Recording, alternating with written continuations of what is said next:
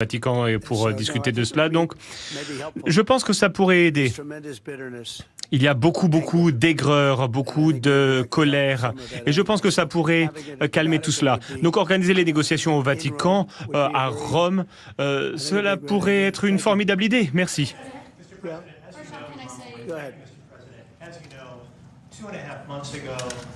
Il y a 2 mois et demi, le président de l'Ukraine, Zelensky, est convenu d'un cessez-le-feu de 30 jours qui est sur la table.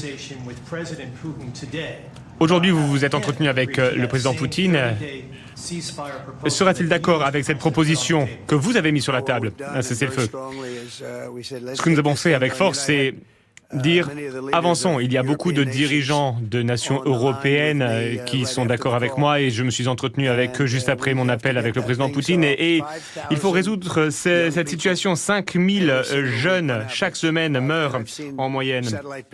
J'ai vu les images satellites, vous ne voulez pas voir ce genre d'images. Nous allons voir ce qui va se passer. Ce n'était pas ma guerre, ce n'est pas une guerre qui se serait produite si j'avais été président à l'époque. Je suis tout simplement là pour essayer d'aider. Nous avons dépensé des centaines de milliards de dollars pour cette guerre. Et pour être tout à fait honnête, on gagnerait bien plus que ça en 4 jours au Moyen-Orient. C'est beaucoup d'argent, mais on gagne encore plus d'argent. Ici, on parle de milliers de personnes qui meurent chaque semaine. 5 000, 6 000 personnes meurent chaque semaine à cause de cette guerre. Il y a des proches ici, des femmes, des enfants. Vous savez, ces soldats meurent en Russie, en Ukraine, et leurs proches ne les voient plus. Ils ne voient que d'horribles images, des images que j'ai vues qui étaient terribles. Nous allons voir si nous pouvons nous en occuper. Nos condoléances aux proches des membres des forces de l'ordre qui ont perdu la vie. Alors en Ukraine, pendant votre appel avec le président Poutine, vous avez dit la semaine dernière que rien n'allait arriver, il n'y aurait aucun progrès jusqu'à ce que vous et Poutine vous rencontriez. Est-ce que vous pensez toujours cela? Je pense que quelque chose va se produire. Une fois de plus, il y a beaucoup d'ego dans cette affaire, mais je pense que quelque chose va se produire. Et si ça ne se produit pas, eh bien, je vais prendre un peu de recul et ils devront se débrouiller. C'est une situation européenne, elle devrait se cantonner en Europe. L'ancienne administration américaine pensait qu'il fallait s'impliquer. Nous avons été impliqués beaucoup plus que l'Europe en termes financiers. Quand on pense à tout ce que nous avons offert, nous avons offert des montants records à une puissance étrangère. On n'a jamais rien vu rien vu de tel. Des armes, de l'argent. Nous avons donné près de 3 fois plus que l'Europe. Et c'est une honte. Toute cette affaire est une honte. Le nombre de morts, c'est honteux. Est-ce que vous avez demandé au président Poutine de vous rencontrer? Pour parler de quoi? Pour parler de l'Ukraine? Bien sûr, je lui en ai parlé. Je lui ai dit comment est-ce qu'on va mettre un terme à ça, Vladimir? Ça dure depuis trop longtemps. Quand est-ce qu'on va mettre fin au massacre, à ce bain de sang? C'est un bain de sang. Et je pense qu'il veut y mettre un terme. Vous savez, j'ai parlé aux dirigeants d'Allemagne, de Finlande, d'Italie, du Royaume-Uni. J'ai parlé avec différents dirigeants européens. Ursula était présente également pour l'Union européenne, elle était formidable. Et vous savez, nous avons parlé pendant longtemps, on en a beaucoup parlé. Ils ont un problème, c'est un gros problème. C'est une terrible guerre. C'est très difficile de s'extraire un petit peu de cette situation. On voit qu'il y a beaucoup de colère, beaucoup de haine, beaucoup de morts. C'est une situation très difficile, mais j'ai dit qu'il fallait avancer. Et j'ai rajouté quelque chose.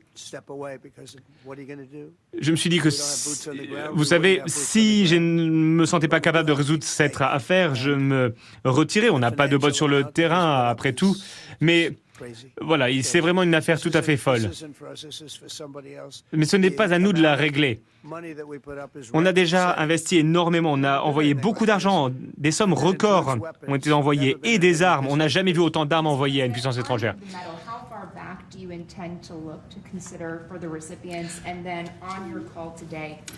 Sur votre appel aujourd'hui,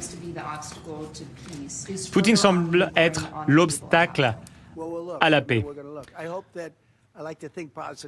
Alors, j'aime penser de manière positive. Je trouve ça fou qu'ils permettent à cette guerre de se poursuivre. Cette guerre, pendant 4 ans, pendant mon mandat, n'a pas explosé. Et le 7 octobre ne s'est pas passé non plus sous mon mandat, l'attaque contre Israël. Ça ne se serait jamais produit sous ma direction. Il y a beaucoup de choses qui ne se seraient pas produites. C'est triste à dire.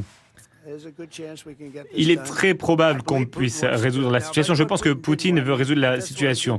Vous savez, toute ma vie, ce sont des accords. Si je pensais que le président Poutine ne souhaitait pas régler le problème, eh bien, je n'en parlerais même pas. Je me sortirais de cette affaire. Pensez-vous qu'il souhaite la paix ou qu'il souhaite gagner du temps ? Au moins, je pense qu'il en a assez. Cela dure depuis longtemps maintenant. Cette guerre fait rage depuis plus de 3 ans quand on y pense. Elle dure depuis longtemps. Quand vous lui avez demandé d'arrêter sur les réseaux sociaux et qu'il ne s'est pas arrêté, est-ce que vous lui avez parlé de cela ?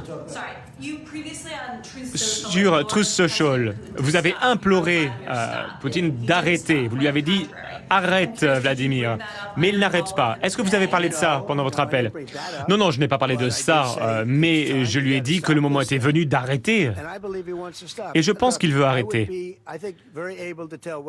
Je suis en mesure de savoir s'il va arrêter ou non. Il est très probable, on va dire c'est 50-50, 50% de chances qu'il pourrait dire « je veux tout prendre ». Et là, il y aura un autre problème si vous voulez s'en parler de toute l'Ukraine. Mais je pense qu'il veut s'arrêter. Vous avez dit que si le problème était insoluble, vous vous retiriez. Est-ce que vous savez ce qui vous pousserait à quitter un petit peu la table ? Oui, c'est dans ma tête, parce que ce n'est pas ma guerre, ce n'est pas la guerre des États-Unis. Nous nous sommes retrouvés empêtrés dans cette guerre, mais ce n'est pas notre guerre. On s'en sortirait bien mieux, et peut-être que la situation serait meilleure si on n'avait pas été impliqué. Là, c'est réellement une catastrophe. Mais oui, j'ai quelques lignes rouges qui me feraient me retirer, mais je ne vais pas dire ce que c'est parce que je pense que ça minerait les négociations.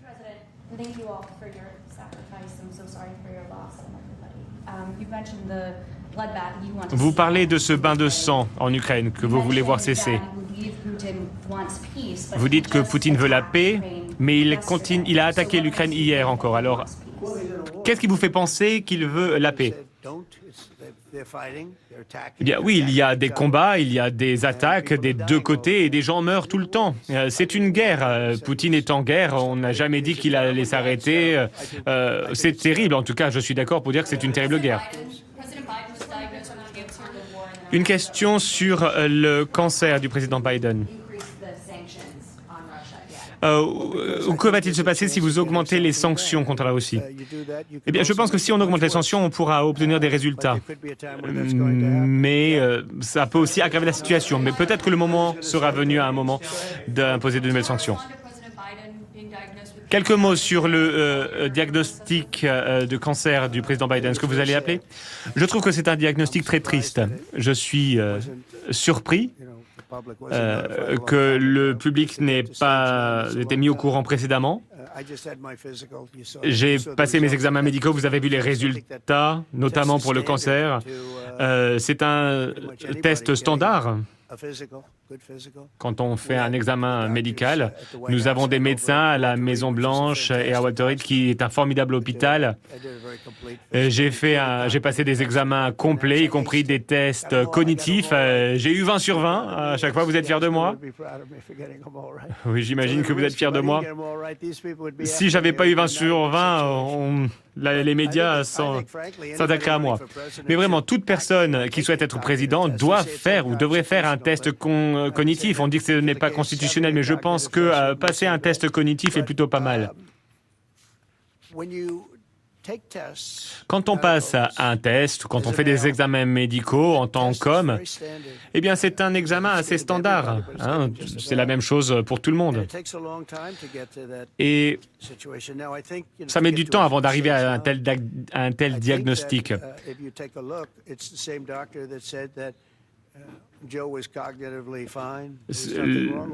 Le médecin a dit qu'il n'y avait aucun problème cognitif avec Joe Biden, mais a priori, si cette personne est la même que celle qui a dit que le test du cancer était négatif, mais il risque d'avoir des problèmes. J'ai l'impression que bon, il faut regarder un petit peu la situation. En tout cas, les tests n'étaient pas très bons, les résultats n'étaient pas très bons, et le public n'a pas été informé des résultats des examens médicaux. Je pense qu'il va falloir parler aux médecins qui se sont occupés de ces examens. Pourquoi est-ce qu'on n'a pas parlé des capacités cognitives? Les médecins ont dit que ça allait, et apparemment, ça n'allait pas. Là, ça devient dangereux pour notre pays. Ce n'est pas simplement du politiquement correct. Regardez, on pose des questions sur l'Ukraine, sur la Russie. On sait que cette guerre ne se serait jamais produite si j'avais été président. Mais arriver à un tel niveau de danger, ça peut prendre des années. Donc vraiment, c'est une situation très triste. Je suis très attristé. Et je pense qu'il est important de savoir exactement ce qui s'est passé. Walter Reed est un formidable hôpital. Je ne sais pas s'il est impliqué dans cette affaire. Il y a les meilleurs médecins dans cet hôpital. Je ne sais pas s'ils ont été impliqués dans ces diagnostics, mais en tout cas, il y a un médecin qui a été impliqué. C'était peut-être le même médecin pour les deux examens, mais en tout cas, il y a une personne qui ne dit pas la vérité. C'est un gros problème. Le président Zelensky a dit que les Ukrainiens étaient prêts à un cessez-le-feu. Je vais vous en parler dans 2 semaines, parce que je ne peux pas dire quoi que ce soit sur le sujet pour le moment. Vous savez, Zelensky est un homme assez fort. Ce n'est pas la personne avec qui il est le plus facile de travailler, mais je pense qu'il veut voir une fin des hostilités. La situation est catastrophique et je pense qu'il veut y voir un terme, mais je pourrais mieux répondre dans 2 semaines ou dans 4 semaines. J'espère que je pourrai vous dire qu'il souhaite résoudre la situation. Merci à toutes et à tous. Salut, voilà comment ça soit, c'est comme ça soit. Voyez-vous, voilà, Trump, il avait dit, quand il allait arriver au pouvoir, en 2 jours seulement, il allait déjà, en 24 heures, il a dit, en 24 heures, bon, il a dit qu'il allait pouvoir résoudre le problème de l'Ukraine. Mais il s'avère que ça fait au moins 2 mois même qu'il est là, hein, et rien n'est encore résolu. Et vous voyez, c'est plus de 2 mois, je crois. C'est plus de 2 mois parce que il a pris fonction en janvier et nous sommes aujourd'hui en mai. Ouais, vous voyez, le 20 janvier qu'il a pris fonction et nous sommes aujourd'hui le 21 mai. Donc ça fait plus de 5 mois. Bon, disons, nous sommes en 5 mois maintenant, qu'il n'a même pas encore pu résoudre le problème. De 24 heures, nous sommes passés à 5 mois. C'est quand même trop. Mais le problème, c'est pas M. Trump. Le problème est que la situation, il ne peut pas gérer. Il ne peut pas gérer cette situation-là. Parce que Poutine n'est pas prêt à céder. Voilà. Sur cette histoire, Poutine n'est pas prêt à céder. Et comme Poutine, lui, quand il le dit, il le fait. Voilà. Il a dit qu'il ne veut pas avoir ce gars-là dans l'OTAN. Ça, c'est le premier départ. Ça, c'est la première erreur. La deuxième erreur, c'est l'ingérence de l'Europe dans cette affaire. Donc, c'est que fait que M. Poutine veut récupérer complètement l'Ukraine, veut avoir l'Ukraine sur sa domination. Voilà les explications que donne M. Trump. donne des signaux que la position de M. Trump ne peut pas vraiment influencer la décision de M. Poutine. Voilà. Il dit qu'il va prendre les sanctions, si cela est nécessaire, prendre des sanctions contre Poutine, contre la Russie. Mais c'est aggraver l'affaire. Il a même dit aussi, il dit si je prends ça, si ça ne peut pas aggraver la situation, je prendrai. Mais si c'est pour aggraver la situation, je ne pense pas qu'il va pouvoir prendre. Voilà. Et c'est ça le plus important. C'est ce qu'ils doivent voir d'abord. Les décisions que vous prenez, est-ce que ça ne va pas empiéter sur cette même guerre-là? C'est ça. Donc, du fait que, comment on appelle ça, M. Poutine, analysant la situation, il préfère mieux avoir l'Ukraine sur son contrôle. Alors, c'est pourquoi M. Poutine continue les combats. Même quand on dit trêve, il dit trêve de 2 jours. Les 2 jours ne finissent pas, il commence à les bombarder. Et aujourd'hui, pour une simple décision, regardez comment l'Ukraine est ruinée. Regardez combien de morts il y a eu en Ukraine. Dans un premier temps, le combat se menait sur le territoire ukrainien. Après le retrait de la Russie, l'Ukraine est rentrée dans la zone de la Russie, a occupé une parcelle de la Russie, bon, disons 2 ou 3 villages de la Russie. Et quand Donald Trump est après le pouvoir, il a dit comme ça qu'il va falloir mettre fin à cette histoire. L'Ukraine a commencé à se retirer parce que comment on appelle ça, la Russie a commencé à employer la force, à déployer ses vraies forces maintenant.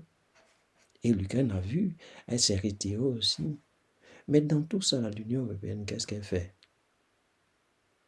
Elle rase les murs. Elle rase les murs. Qu'est-ce que l'Union européenne peut faire? Ce que vous n'avez pas compris, c'est que dans toute chose, il n'y a que le dialogue qui peut résoudre tout problème. Dialogue. Le dialogue. La force ne sert à rien. La force ne sert à rien.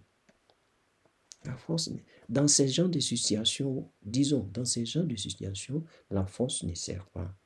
Dès le départ, si l'Union européenne avait choisi le dialogue, moi je pense qu'il y aurait eu moins de morts en Ukraine.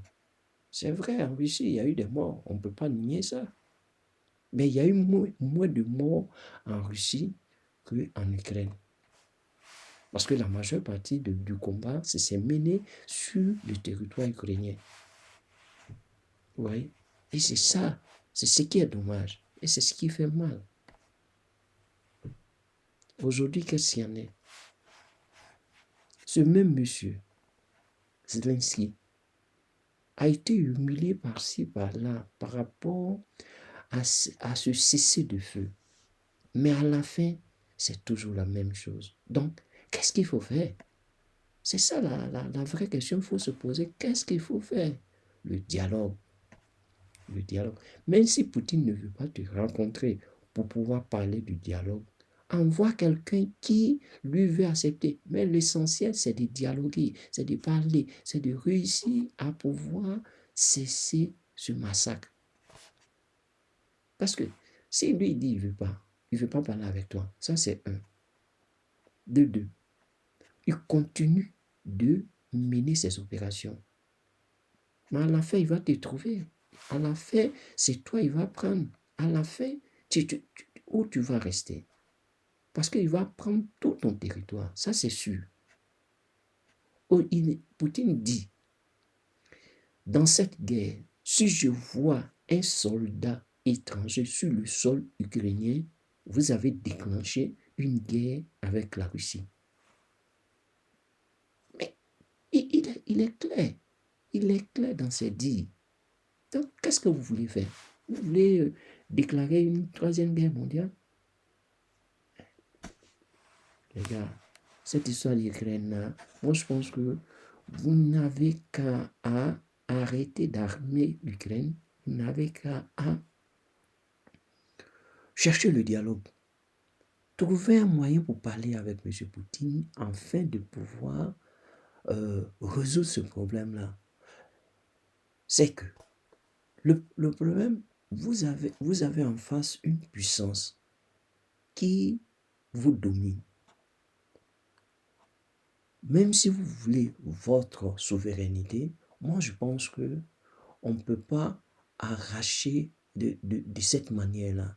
Si tu veux retrouver ta souveraineté, je pense que c'est avec le dialogue, avec diplomatie, tu peux réussir à prendre ça.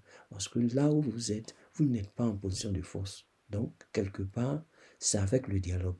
Jusqu'à ce que vous vous mettez en position de force pour pouvoir y faire face à cette situation-là. Parce que jusqu'à présent, à cause du contraire, vous n'avez pas comment on appelle ça, euh, vous n'avez pas, vous n'êtes pas en position de force. Même quand vous êtes allé en face de, comment il s'appelle, Trump, il vous a dit que vous n'êtes pas en position de force. Mais à œil nu, on sait que vous n'êtes pas en position de force. Donc, l'Ukraine doit quand même utiliser le dialogue afin de pouvoir réussir à avoir, ce ne serait-ce que la paix. Et après, négocier afin d'avoir votre souveraineté. Négocier dans le sens que si vous utilisez la force, vous n'allez pas parvenir à cette fin-là. Donc, qu'est-ce qu'il faut faire? La meilleure manière, c'est d'utiliser la diplomatie. Comme l'autre le disait, quand tu vois ton adversaire plus fort que toi, n'utilise plus la force, mais l'intelligence. C'est ça. Donc, arrêtez de vous mentir, de croire que vous pouvez battre la Russie. C'est ça. C'est ce qu'on veut dire. Donc, la seule chose, c'est le dialogue. C'est vrai, Poutine ne veut pas parler avec Zelensky parce qu'il dit qu'il n'est pas, comment on appelle ça, il n'est plus, il a perdu sa légitimité, donc il doit quitter le pouvoir. Il n'est plus il ne doit plus avoir le pouvoir parce que son mandat est fini. C'est ce que je voulais dire par là. Il a fini son mandat, donc il doit quitter le pouvoir. Oui, mais un pays en guerre, je ne crois pas que le président peut quitter là et puis un autre doit rentrer. Donc, ce qui est sûr, il doit continuer le mandat jusqu'à ce que, ouais, il y ait la paix. Mais en ce moment, il va falloir utiliser l'intelligence pour dire, étant donné que moi, mon mandat est fini, c'est vrai, on peut faire une transition. Ou même si on ne fait pas de transition, utilise quelqu'un neutre qui va pouvoir mener des dialogues avec Poutine, c'est tout. Avec Poutine. Donc, sinon, sans ça, là, vous ne pouvez pas vous en sortir. Vous ne pouvez pas vous en sortir. 3 ans, après 3 ans de guerre, mais die, c'est trop, gars. C'est trop. Et combien de milliers de morts qui sont passés? C'est trop. Cherchez à résoudre le problème avec le dialogue, vous allez pouvoir vous en sortir. Sinon, avec ça, là, on va nulle part. Donc, moi, ce que je veux vous dire, voilà ce que je voulais vous dire à propos de cette guerre d'Ukraine. Donc, ce qui m'a un peu touché, c'est un peu l'ignorance. Bon, j'appelle pas ça l'ignorance. C'est un peu, comment on appelle ça? Ça, c'est du Trump. Bon, c'est du Trump parce que il a toujours voulu qu'on parle de lui. À chaque fois, quand il y a quoi que ce soit, il veut que ça soit lui. Donc, la question a été posée de Biden euh, quand on est, comment on appelle ça, son état de santé concernant le cancer. Il a voulu éviter, mais il se voyait trop parce on lui a posé la première question. Il a évité. Il y a une dame qui a eu à poser la deuxième question. C'est là qu'il a réussi à répondre, mais il a parlé brièvement de cette même santé de Biden, mais il a privilégié lui sa santé. J'ai dit, oui, Vous avez vu chaque président qui doit venir, tu dois être, chaque président des États-Unis doit se faire un test. Moi, j'ai fait mon test, j'ai passé, hein, j'ai eu 20 sur 20, donc je crois que c'est bon, mais c'est un test standard, donc il y a à contrôler. Et il a dit aussi que du fait qu'il y a eu, comment on appelle ça, 2 tests, il y a l'autre qui est positif et négatif, donc il va falloir comprendre qui dit la vérité. Bon, le plus essentiel, c'est que il a dit qu'il est, bon, il est un peu désolé de la situation de Biden. Mais moi, j'ai un peu parlé de ça. Pourquoi? Parce que c'est du Trump. Quand il se comporte ainsi, c'est du Trump. Le fait même, au lieu de parler de la santé du monsieur, il a préféré parler de lui d'abord en large et en long, ou en long et en large, et après parler de Biden, mais brièvement. Mais c'est un être humain. C'est un être humain. Il faut avoir de la considération. De tel que tu parles de choses, comme on appelle ça, des morts de l'Ukraine, ben, c'est la même chose. C'est un sang américain, donc il doit quand même avoir aussi de l'attention, même si c'est ton ex-concurrent, mais c'est un être humain, il faut avoir aussi de la considération pour lui, en fait que, comment on appelle ça, bon, c'est ça, hein, bon, c'est qu'il soit considéré de tout ça, quoi. C'est un ex-président, donc on peut quand même donner de l'importance de sa santé, hein, c'est ça. Bon, moi, la manière il a parlé, j'ai vu qu'il ne donnait pas assez d'importance à ça. Mais c'est pas que le cancer, il a allé chercher, il n'est pas allé chercher. Donc, c'est des purement Trump, on va pas s'attarder dessus. Et comme je le dis toujours, à bon entendeur, au revoir.